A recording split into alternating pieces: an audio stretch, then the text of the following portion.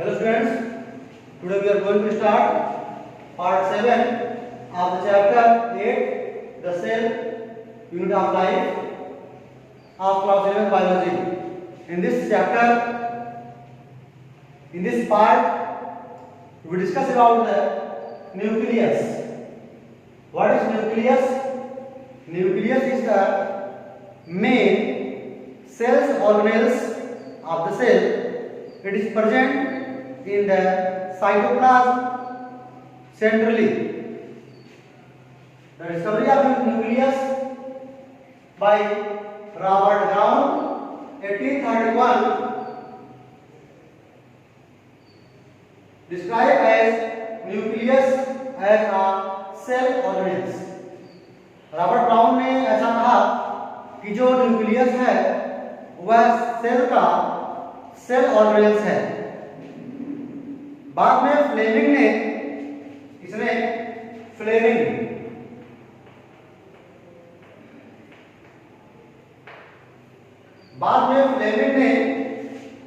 Chromatin नाम दिया। Nucleus के अंदर जो मटेरियल है, इस मटेरियल का नाम बाद में क्रोमैटिन नाम दिया फ्लेमिंग ने।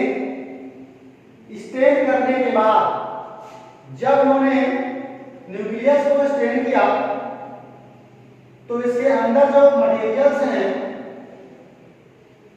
इस मटेरियल्स की स्टेनिंग की गई तो कुछ क्रोमैटिन डार्क बैंड में अपीयर हुए, कुछ क्रोमैटिन लाइट बैंड में अपीयर हुए,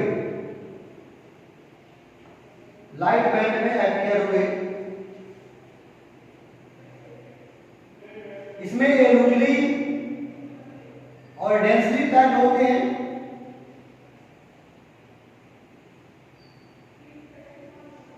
जो लाइट बैंड है उन्हें यू क्रोमैटिन कहा गया और जो डार्क बैंड है उन्हें हेटेरोक्रोमैटिन कहा गया। तो फ्लेमिंग ने न्यूक्लियस को जब स्टेन किया तो पाया कि इसके अंदर जो क्रोमैटिन फाइबर्स हैं उसमें कुछ लाइट बैंड और कुछ डार्क बैंड में अरेंज हो गए। स्टेनिंग करने के लिए जो स्टेनर्स का इस्तेमाल किया गया वह बेसिक फंक्शन डाई का इस्तेमाल किया गया। इस डाई से जब क्रोमैटिन स्टेन हुए, कुछ लाइट बैंड बनाए, कुछ डार्क बैंड बनाए, तो इन दोनों को हम क्रोमैटिन फाइबर ही कहते हैं, लेकिन डार्क बैंड को हेटेरोक्रोमैटिन कहा गया और लाइट बैंड को यू क्रोमैटिन कहा गया। आगे बताएंगे इसका क्या नाम है।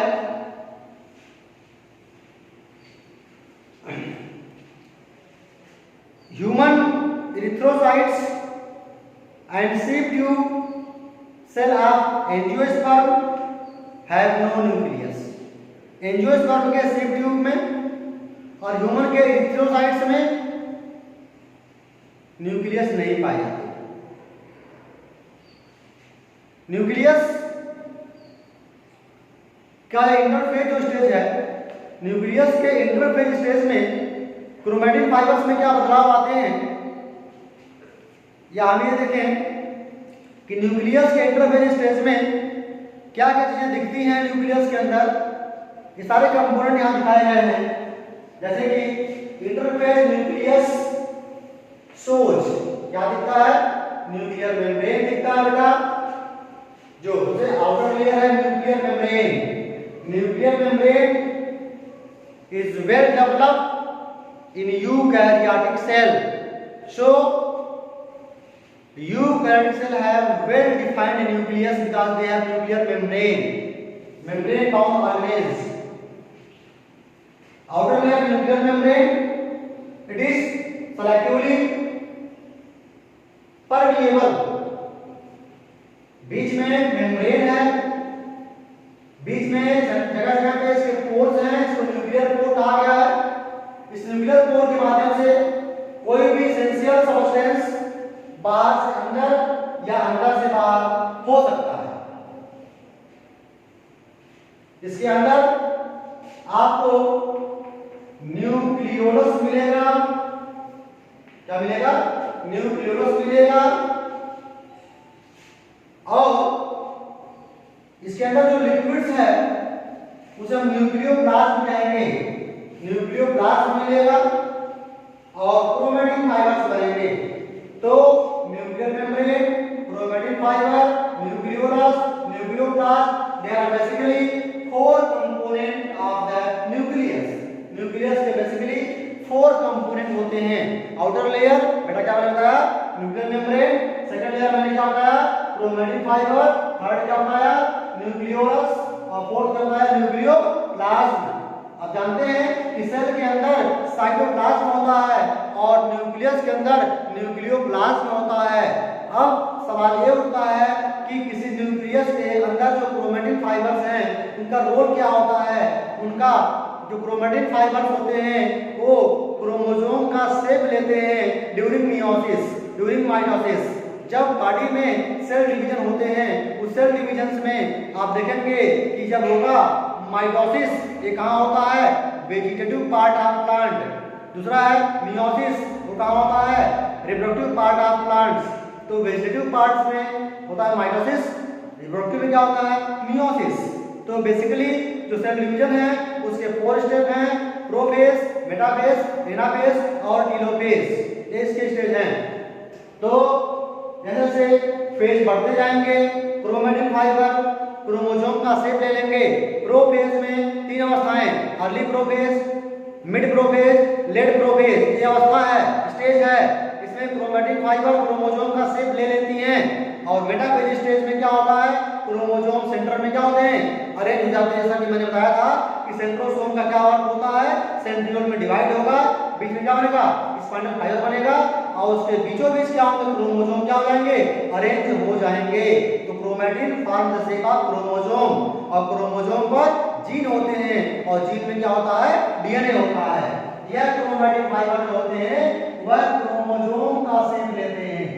क्या करते हैं? क्रोमोसोम का शेप लेते हैं। इस क्रोमोसोम पर क्या होता है बेटा? जीन पाए जाते हैं। इस क्रोमोसोम पे क्या होते हैं बेटा? जीन होते हैं। ये सभी क्या है? जीन है। जीन के पास क्या होगा? सर्टेन कैरेक्टर होगा और यह क्या करेगा? Maintain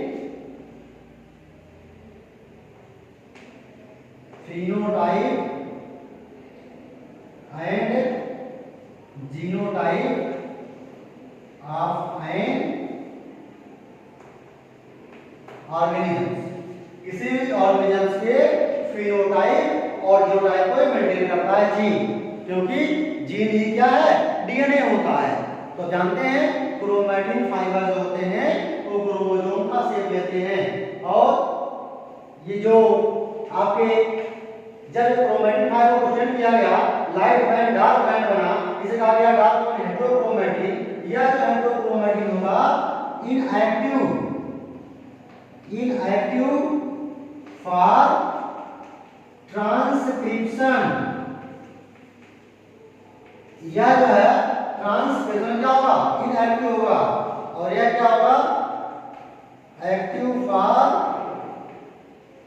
transcription. यह ट्रांसक्रिप्शन क्या होगा? एक्टिव होगा। अर्थात यह डीएनए से एमआरएनए को बनाएगा। क्या बनाएगा? डीएनए से मैसेंजर आरएनए बनाएगा। और यह डीएनए से एमआरएनए नहीं बनाएगा। तो इससे प्रोटीन नहीं बनेंगे, इससे प्रोटीन क्या हो जाएंगे? बन जाएंगे। यह ट्रांसक्रिप्शन क्या है? इनएक्टिव है। और ये क्या है? ट्रांसक्रिप्शन क्या है? ये एक्टिव है। इस तरीके से आप देख सकते हैं इसमें लाइट बैंड और डार्क बैंड बनते हैं। आगे देखिए इसमें क्या दिया है? आप जानते हैं कि जो आउटर मेम्ब्रेन होता है न्यूक्लियस का, उसमें एंडोप्लाज्मिक रेटिकुलम होते हैं। यहाँ देखिए, यहाँ अटैच क्या होंगे बेटा? एंडोप्लाज्मिक क्या होंगे? रेटिकुलम होंगे। इसमें क्या पाया जाएगा? राइबोसोम पाया जाएगा। राइबोसोम पाया जाएगा। तो रफ एंडोप्लाज्मिक रेटिकुलम क्या होते हैं? पाए जाते हैं न्यूक्लियस के चारों तरफ, है ना? और राइबोसोम जानते होंगे आप, प्रोटीन का फॉर्मेशन करता है।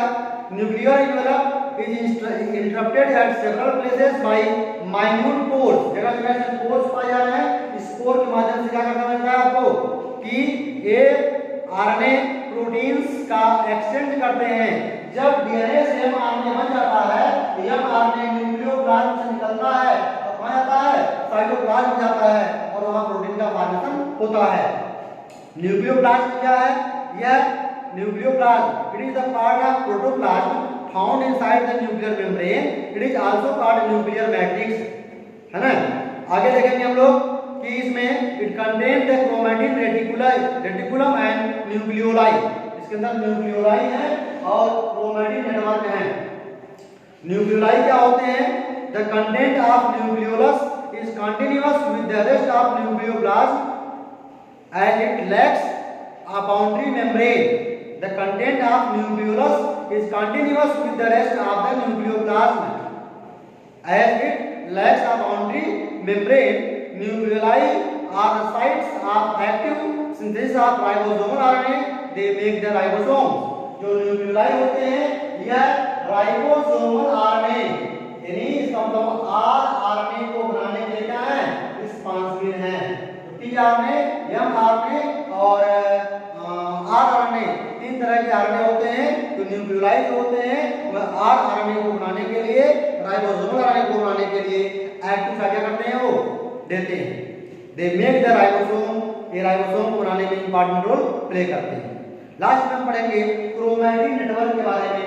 क्रोमैटिन फाइबर्स क्या हैं? Chromatin contain DNA, some basic protein called histone, non histone protein and RNA. जानते होंगे कि किसी किसी डीएनए में हिस्टोन प्रोटीन होते हैं, किसी किसी में नहीं होते हैं। प्रोकैरियोटिक डीएनए में डीएनए जो होता है, प्रोकैरियोटिक सेल में जो डीएनए होता है विदाउट हिस्टोन प्रोटीन होते हैं, जबकि यूकैरियोटिक सेल में जो डीएनए होता है विद हिस्टोन क्या होगा, प्रोटीन होगा। When the cell start division, the chromatin contains into individual rod-like structure called chromosomes. इस तरह समझ जाएंगे और एक क्रोमोसोम्स कहलाएंगे। क्या कहलाएंगे बेटा? क्रोमोसोम्स। और जितने भी इंडिविजुअल्स इस संसार में हैं, सब में क्रोमोसोम की जो संख्या होती है वो सर्टेन होती है, फिक्स होती है। अगर कोई क्रोमोसोम नंबर घटता है या बढ़ता है, इंक्रीज करता है, डिक्रीज करता है, तो वो डिजीज सफर करता है। जैसे कि ह्यूमन में अगर 46 क्रोमोसोम्स है तो 47 हो गया या 45 हो गया, तो वहां पे सिंड्रोम हो जाएगा, Down syndrome, Klinefelter syndrome, Turner syndrome, ऐसी बीमारियां आ जाती हैं। Every chromosome has primary construction और centromere, non staining region that hold the chromatin together. कह रहा है इसमें जितने क्रोमोसोम होंगे उसमें क्या होगा, प्राइमरी कंस्ट्रक्शन होगा, जहां सेंट्रोमियर पाया जाएगा। क्या पाया जाएगा बेटा? सेंट्रोमियर। याद होगा इसका बेटा? सेंट्रोमियर जो होता है वह दो क्रोमैटिड्स को आपस में ज्वाइन करता है। ये जो पूरा डायग्राम है यह क्रोमोसोम का है। इसका जो आधा हिस्सा है, यह आधा जो हिस्सा है इसे हम बोल देंगे क्रोमैटिड्स। इसका जो हाफ हिस्सा है यह इतना, यह कहलाएगा क्रोमैटिड्स। क्रोमैटिड्स, यह क्रोमैटिड्स हो गया आपका हाफ क्रोमैटिड्स। दो हाफ क्रोमैटिड्स मिल जाएंगे, क्रोमोसोम बन जाएगा। ये दो क्रोमैटिड्स सेंट्रोमियर से क्या होते हैं, अटैच होते हैं। और यहाँ पे एक प्रोटीन होता है जिसका नाम होता है काइनेटोकोर। एग्जाम में पूछता है हमेशा काइनेटोकोर, एक तरह का प्रोटीन होता है जो क्या करता है, क्रोमोसोम को स्पाइंडल फाइबर से अटैच करता है ना, अटैच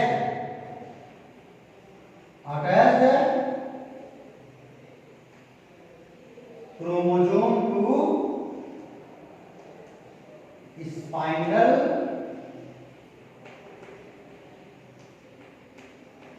फाइबर्स, है ना। इसमें लिखा भी है, आगे देखेंगे। इसमें कई तरह के क्रोमोसोम्स का शेप बना हुआ है, जैसे कि अगर ऐसे है कि क्रोमोसोम के दो आर्म हैं, दोनों आर्म इक्वल हैं, वी शेप में है, तो बोला गया टीलोसेंट्रिक। क्या बोला गया? टीलोसेंट्रिक। दो क्रोमोसोम आर्म क्या है, नीचे की तरफ है, ऊपर के आर्म नहीं। एक ऐसा शेप है, दो आर्म छोटे हैं, नीचे के दो आर्म क्या हैं, बड़े हैं, इसे बोला गया हेटेरोसेंट्रिक। एक्रोसेंट्रिक। ये दो क्रोमोसोम्स के यार थोड़ा और बड़े हैं और इसका जो निचला हिस्सा और बड़ा है। ये हो गया आपका सब मेटासेंट्रिक, सब मेटासेंट्रिक। और लास्ट में दिया हुआ है ये क्रोमोसोम्स के आर्म है और यहाँ एक क्रोमोसोम्स के आर्म है और यहाँ दो सैटेलाइट हैं। क्या है? सैटेलाइट, इसका नाम है सैटेलाइट, जो क्रोमोसोम के नेचर को पता करता है कि क्रोमोसोम किस तरह का है। और क्या मार्कर, और क्या मार्कर। यह होगा प्राइमरी कॉन्स्ट्रिक्शन, प्राइमरी कॉन्स्ट्रिक्शन। फिर क्रोमोसोम में क्या होगा कॉन्स्ट्रिक्शन, हो जाएगा आपके सेकेंडरी कॉन्स्ट्रिक्शन। तो दो कॉन्स्ट्रिक्शन है, प्राइमरी और सेकेंडरी, जहां पे यहाँ क्या सेंट्रोमियर पाया जाता है, जिसे पोटेशियम। और सैटेलाइट होता है they work as a marker. Satellite work as a marker, ये पता लगाता है कि क्रोमोसोम का नेचर किस तरीके का है, क्रोमोसोम का जो बिहेवियर है वो कैसा है। इसे बोलेंगे हम मेटासेंट्रिक। क्या बोलेंगे? मेटासेंट्रिक। तो देख सकते हो यहाँ पे कि क्रोमोसोम के डिफरेंट शेप हो गए, Eurocentric, acrocentric, submetacentric and metacentric. ठीक है, तो आपने देखा कि इसमें कि क्या आपने देखा कि न्यूक्लियस क्या है, खोज कौन किया इसमें, क्रोमैटिन फाइबर्स क्या होते हैं, इसके कितने पार्ट होते हैं, उसके बाद से आपने प्रत्येक पार्ट के बारे में पढ़ा भी और क्रोमोसोम के शेप कैसे, बेस का नाम कैसे कैसे दिया गया। लास्ट में कर दिया माइक्रोबॉडीज। इसका मतलब है कि ये स्फेरिकल होते हैं, ओवल होते हैं और इसमें सिंगल बाउंड्री पाई जाती है। They occur in both plant and animal cell and contain various enzyme and are involve in various metabolic pathway. ये कई मेटाबॉलिक पाथवे में हेल्प करते हैं। एग्जांपल है पैराक्सीसोम, ग्लाक्सीसोम, स्पेरोसोम और माइक्रोबॉडीज। तो आप देख सकते हैं कि न्यूक्लियस क्या है और माइक्रोबॉडीज क्या है। आज के लिए इस लेक्चर में केवल इतना ही बताएंगे आपको। That's all, thank you.